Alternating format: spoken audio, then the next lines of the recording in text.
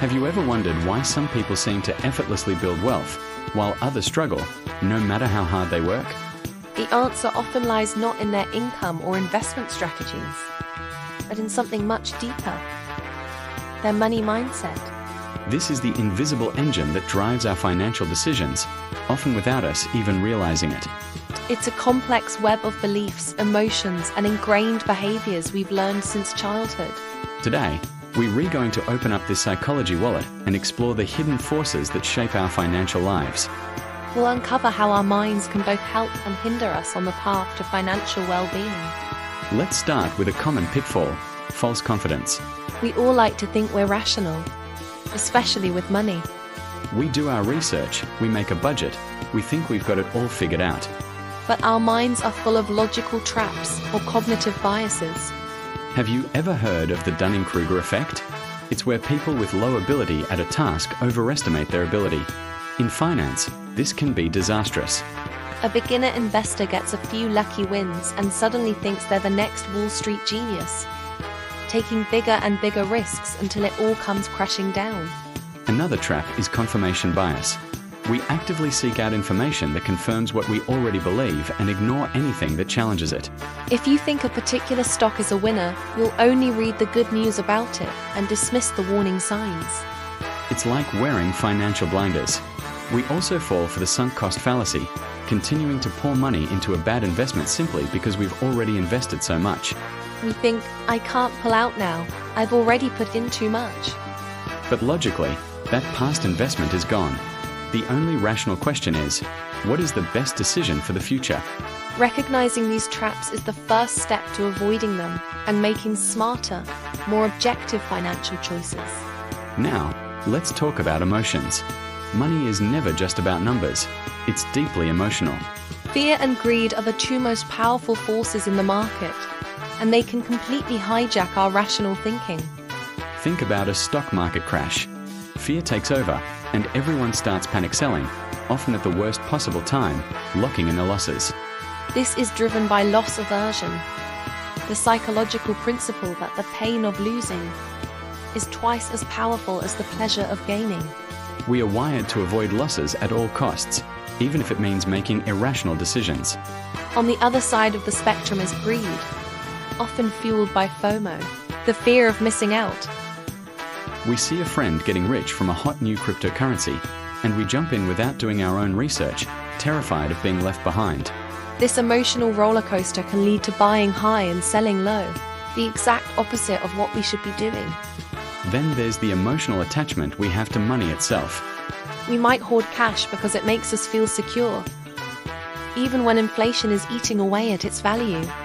Or we might overspend to get a temporary emotional lift. Learning to manage these emotional responses is crucial.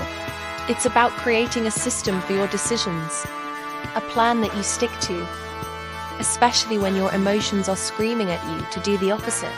So, if our minds are full of traps and our emotions can lead us astray, how does anyone get rich? It's because they understand the hidden rules of wealth. The first rule is that wealth isn't about what you earn, it's about what you keep. This is the difference between income and net worth. You could be a high-earning doctor with a lavish lifestyle, but if you're spending every penny, you're not building wealth. Meanwhile, a teacher with a modest salary who consistently saves and invests can build a significant nest egg over time. This highlights the power of your savings rate. It's a metric you have more control over than market returns or your salary in the short term. Another hidden rule is the magic of compounding. Albert Einstein supposedly called it the eighth wonder of the world. It's the process of your investments earning returns, and then those returns earning their own returns. It's a snowball effect. In the beginning, it feels incredibly slow. You invest a little, you earn a little. It's not exciting. But over decades, the growth becomes explosive. The key is time. Wealth isn't built overnight. It's built through patience and consistency, by letting the power of compounding work its magic for you. This long-term perspective is a core part of a wealthy mindset. It's about delaying gratification today for a much greater reward tomorrow. It's playing the long game, not chasing short-term wins. Money also profoundly impacts our sense of power, influence, and even our identity. It's not just a tool for exchange. It's a symbol. For many, having money equates to having control over their own lives, the freedom to make choices without being constrained by financial limitations. This desire for autonomy is a powerful motivator. Wealth can also grant influence. It opens doors, creates opportunities, and gives you a voice that might otherwise not be heard. But this is where it gets complicated. Our relationship with money becomes tangled with our self-worth. We start to believe that our net worth is a measure of our value as a person. This is a dangerous trap. It can lead to a constant, exhausting pursuit of more, an endless comparison with others, and a feeling that you're never good enough. The keeping up with the Joneses phenomenon isn't just about showing off a new car. It's about validating our own identity and status within our social group. True financial freedom comes when you can separate your self-worth from your net worth. It's understanding that money is a tool to build the life you want, not a scorecard for your value as a human being. So, how do we take all this knowledge and actually change our financial lives? It's about actively rewiring our mindset for success. The first step is awareness. You can't fix a problem you don't know you have. Start by observing your own financial thoughts and behaviors without judgment. When you're about to make a purchase, ask yourself, why am I buying this? Is it a genuine need, or is it an emotional response? When you're evaluating an investment, ask, am I falling for a story, or am I looking at the facts? Next, create a system that works for you, not against your psychology. Automate your savings and investments. Set up automatic transfers to your investment accounts every payday. This takes emotion and willpower out of the equation. You're paying your future self first, making your most important financial goal effortless. Define your financial goals clearly. What do you want your money to do for you? Being rich is not a goal. Retiring by 55 with an annual income of $60,000 is a goal. A clear goal gives you a destination and makes it easier to navigate the ups and downs of the journey. Finally, practice financial mindfulness and gratitude.